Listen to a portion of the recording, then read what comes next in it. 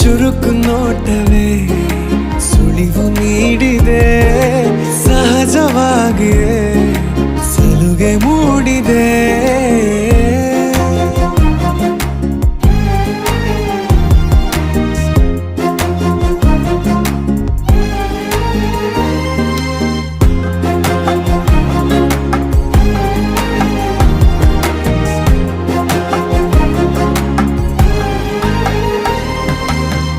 ಜಗದೆದುರು ನನ್ನ ತುಂಟ ಗುಟ್ಟನು ಮರೆಮಾಚಿ ಮುದ್ದಾಗಿಸು.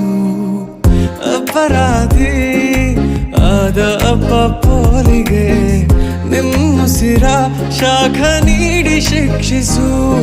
ನೆಲೆ ಇದ್ದ ಬುದ್ಧಿಗೇಡಿ ಬಯಕೆಗೆ ಮನ